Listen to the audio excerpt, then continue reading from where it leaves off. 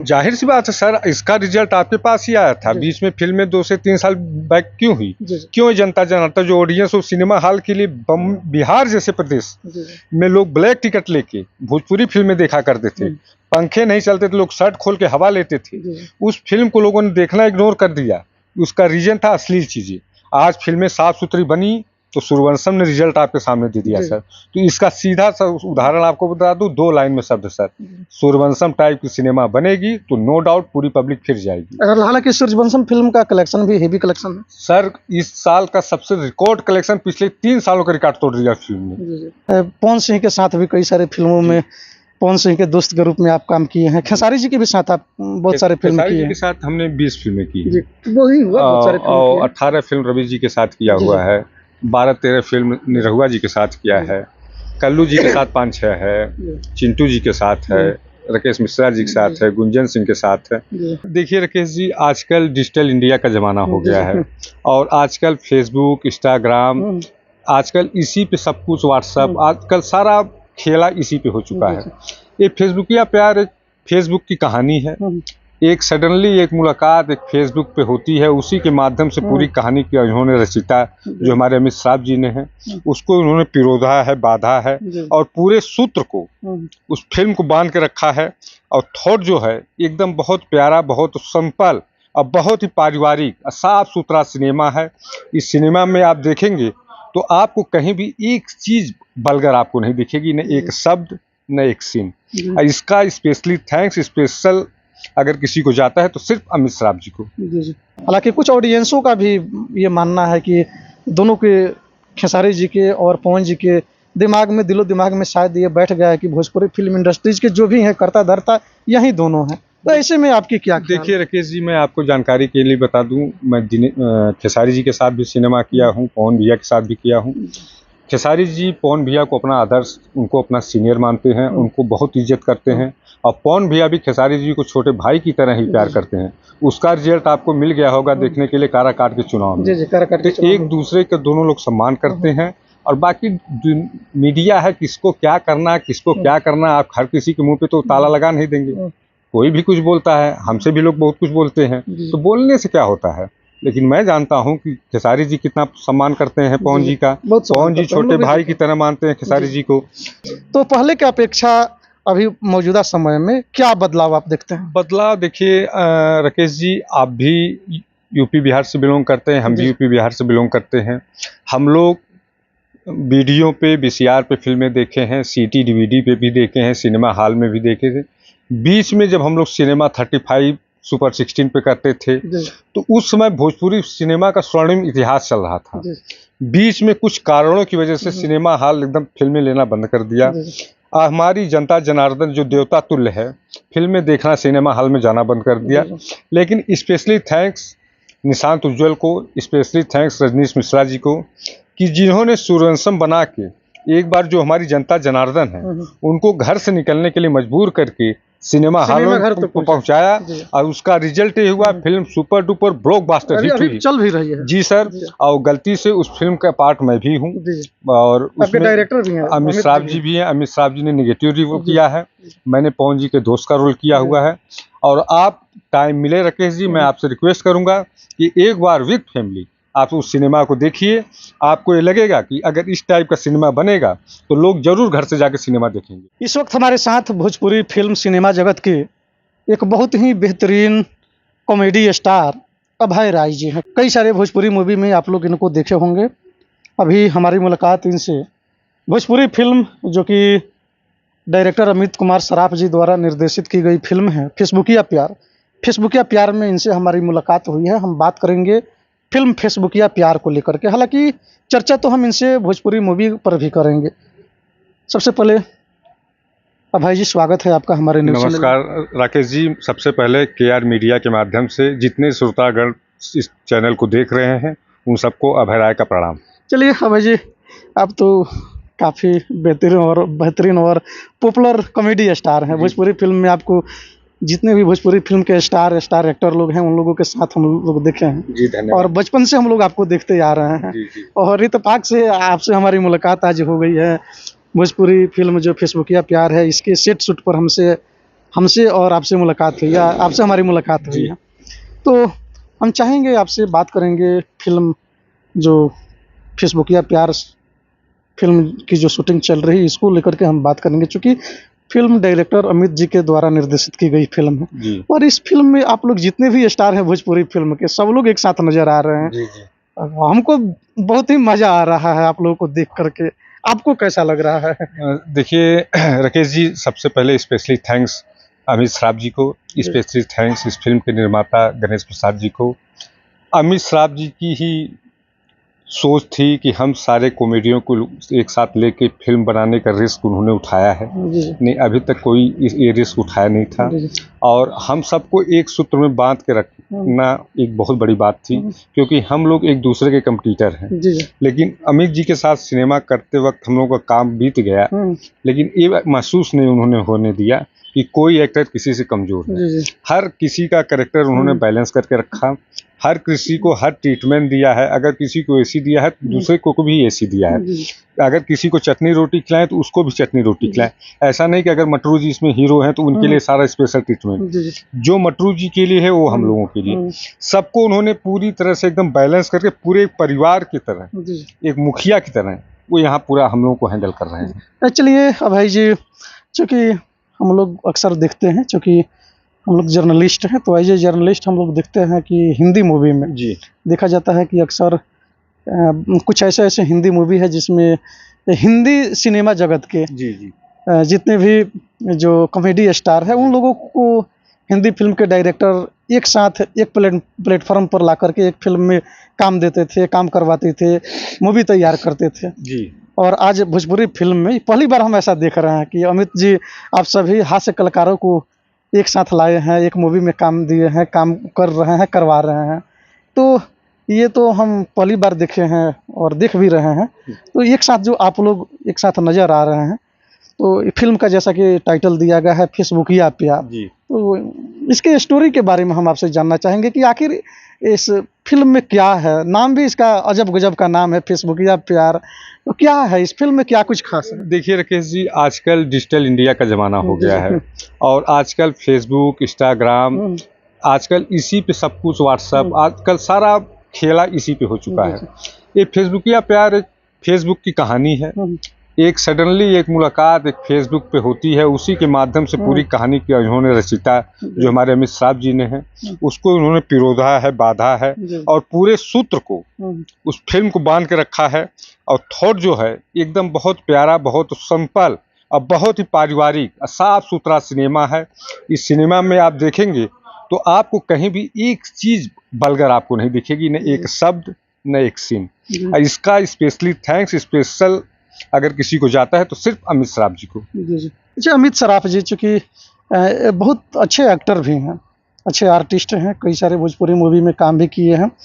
हो सकता है आपके साथ अभी कई सारे फ़िल्म किए होंगे।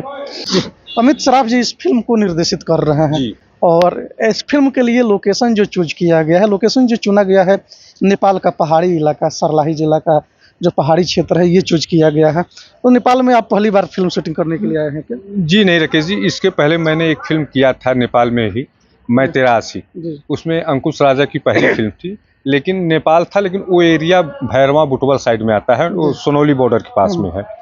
देखिए, हम सब कलाकारों को लेके अगर इन्होंने नेपाल चूज़ किया है तो ये अमित जी का अपना दिमाग था। उसके पीछे रीज़न था कि हम जैसे कलाकारों को आप यूपी, बिहार में लेके शूट नहीं कर सकते। जी, जी। पता लगा जितना आप शूट नहीं करेंगे उससे ज़्यादा क्राउड है आपको संभालना पड़ता।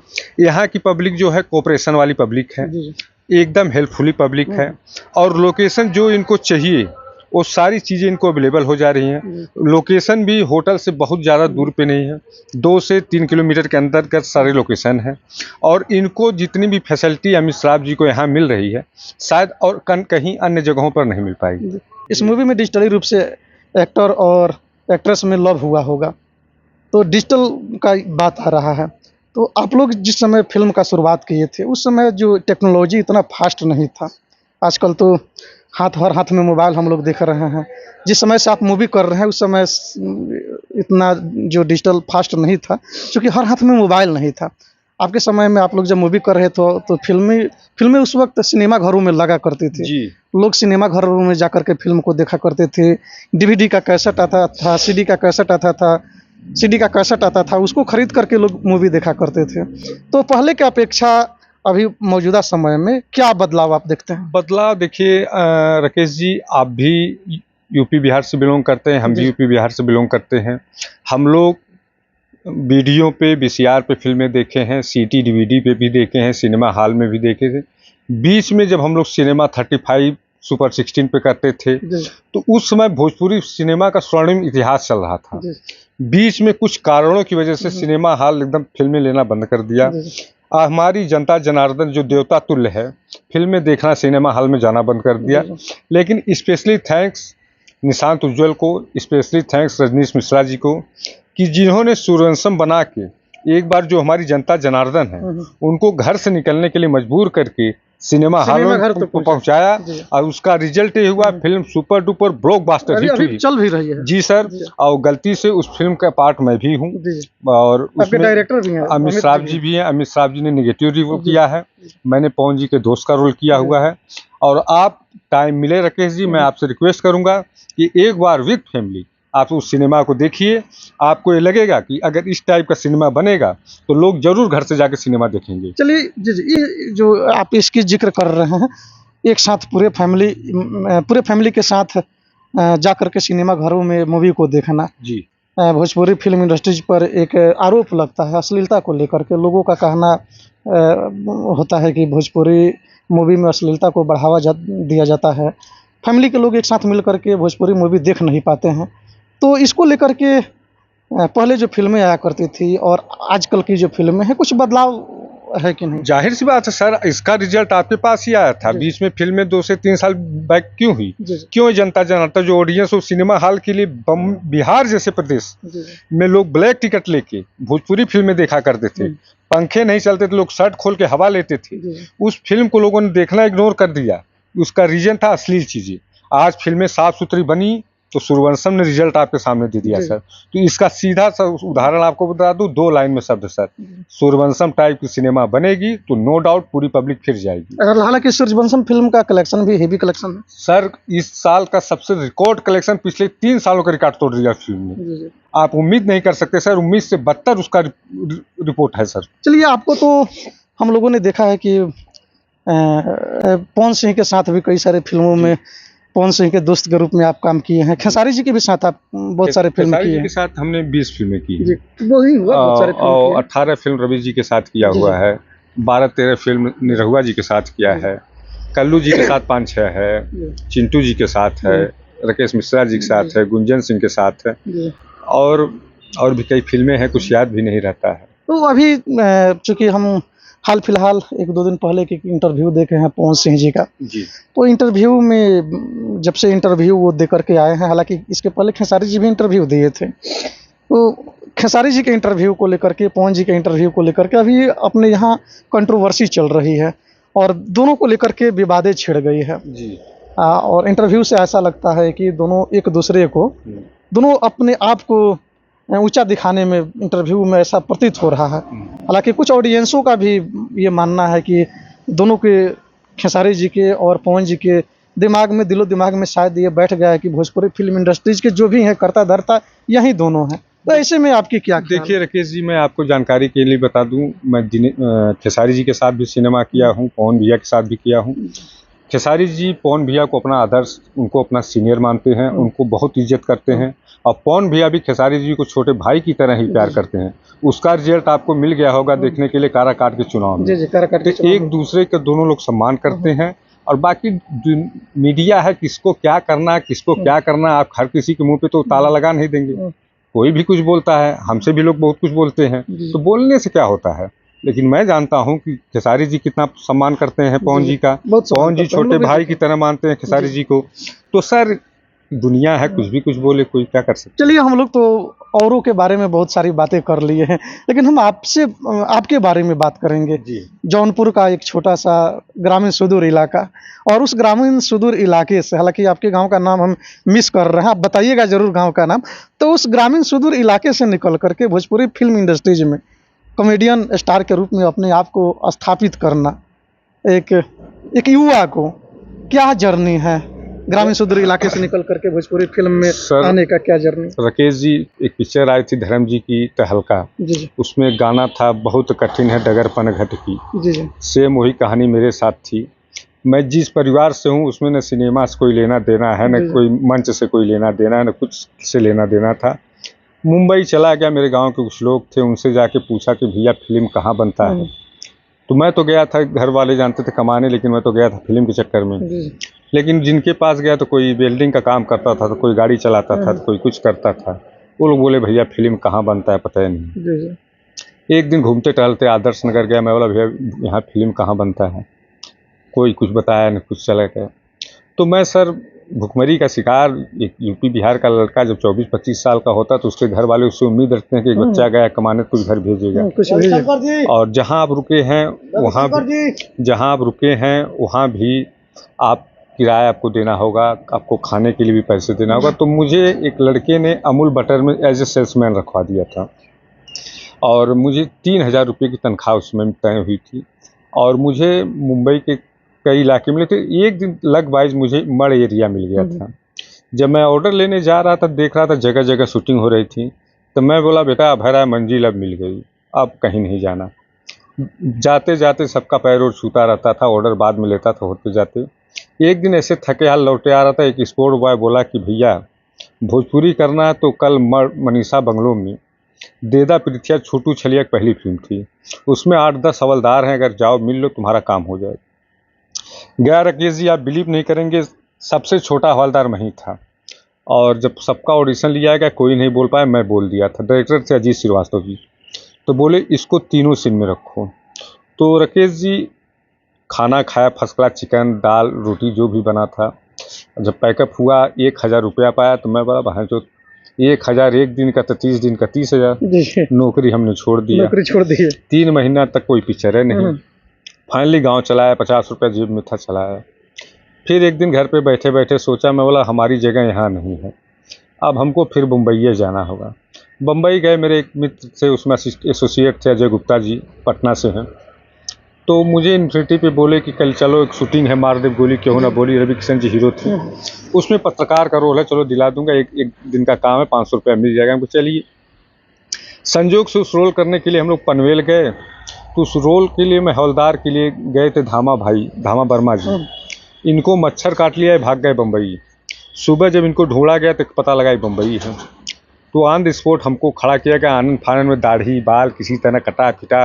रवि जी के साथ डायलॉग था, एक लाइन का डायलॉग उसमें बोला, रवि जी ने इशारा किया बाल वाल कटवा लो। फर्स्ट टाइम मुझे मुंबई से भदोही का ticket as a reservation film वालों ने दिया था।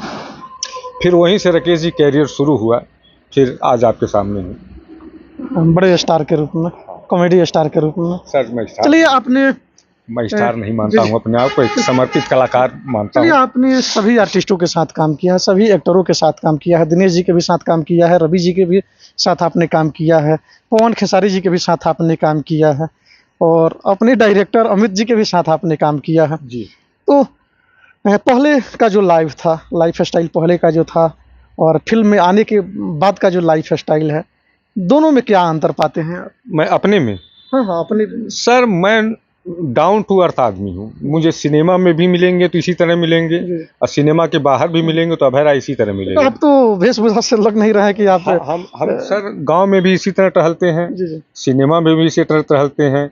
अब मैं न चश्मा लगाता हूँ, मोबाइल तो मजबूरी में रखता नहीं, अगर वो ना रखना तो भी ना रखूँ। जी न मैं फेसबुक चलाता हूँ, न व्हाट्सएप चलाता हूँ, न मेरा कोई अकाउंट है, न मेरा कुछ है। मैं अपनी दुनिया में तनहा रहना चाहता हूँ, हमको कोई पहचाने ना।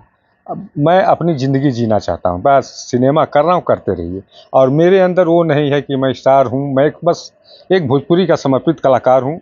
बस माता रानी इसी तरह काम देते रहे, मैं काम करता रहूँ सर, बस, और कोई मेरी इच्छा और नहीं है। तो चलिए मित्रों, बिल्कुल अभय राय जी हैं, बहुत ही अच्छे आर्टिस्ट हैं, और व्यक्तित्व की अगर बात कर ली जाए तो बिल्कुल वेशभूषा से, बात विचार से इनके व्यक्तित्व के बारे में आप लोगों को भी मालूम चल गया होगा। काफ़ी बेहतरीन, बहुत ही अच्छे इंसान हैं, खुश मिजाज इंसान हैं, और इनसे मिलकर के हमें बहुत अच्छा लगा। हमने इनका साक्षात्कार किया, हमारी और इनकी साक्षात्कार आप लोगों को आप लोगों को कैसी लगी आप लोग कमेंट जरूर कीजिएगा और ढेर सारा प्यार इनको जरूर दीजिएगा। क्या कहना चाहिएगा? KR मीडिया को आप लोग सब्सक्राइब कीजिए, लाइक कीजिए, आप लोग ढेर सारा सब्सक्राइबर बढ़ाइए और नमस्कार, प्रणाम। तो चलिए मित्रों, आप लोग देखते रहिए KR मीडिया को और कमेंट जरूर कीजिएगा। कैमरामैन सूरज के साथ कुमार राकेश, KR मीडिया, बिहार।